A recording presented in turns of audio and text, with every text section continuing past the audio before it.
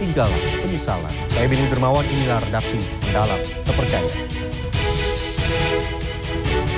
Penyeludupan 2 ekor anakan buaya muara yang dibungkus kertas kado digagalkan petugas Aviation Security Bandara Sultan Syarif Qasim II, Pekanbaru, Riau. Sementara itu seekor gajah liar ditemukan mati di perkebunan warga di Aceh Tengah.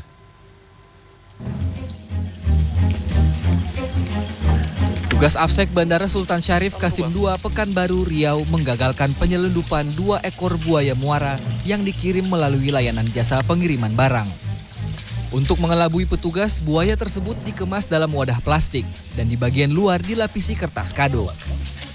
Sementara itu, tujuan pengiriman daerah di Jawa Barat dari Tembilahan Kabupaten Indragiri Hilir.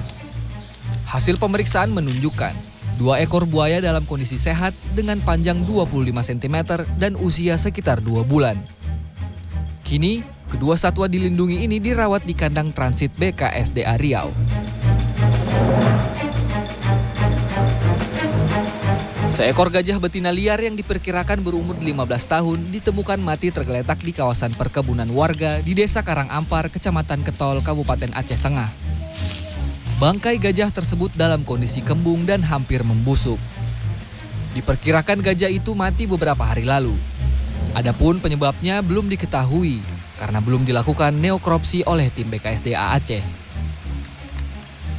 Ularnya ketemu, buntutnya ditarik. Sejumlah warga yang dibantu petugas damkar menangkap seekor ular piton di selokan di Kompleks Yasmin Sektor 6, Bogor, Jawa Barat pada Kamis pagi. Selain bertahan melilit, ular ini terus menyambar dan melawan.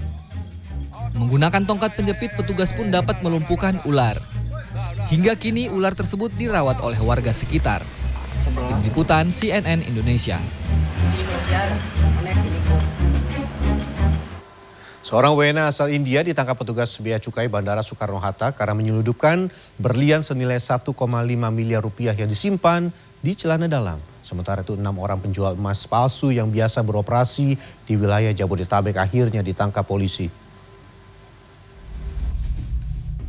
Seorang WNA asal India berinisial RA ditangkap petugas Bea Cukai Bandara Soekarno-Hatta, Tangerang karena menyelundupkan berlian yang disembunyikan di celana dalam yang telah dimodifikasi pada Rabu lalu. Saat digeledah, petugas menemukan 11 bungkus plastik berisikan berlian seberat 144,27 gram dengan nilai mencapai 1,5 miliar rupiah. Rencananya berlian tersebut akan diberikan kepada seseorang yang telah menunggu di salah satu hotel di kawasan Jakarta Pusat. Tersangka menerima upah sebesar Rp5.000 atau sekitar Rp1 juta untuk pengantar barang tersebut. Kami proses karena ini kan modusnya yaitu disembunyikan ya dengan sengaja, karena di bagian celana dalamnya itu ternyata ada dibentuk khusus ya, dijahit dan disimpan di dalam situ. Ya udah, kamu kan disuruh siapa orangnya ada di sini. Mas, katanya dia mau orangnya nih, gimana, tolong dibantu dijebakin dong.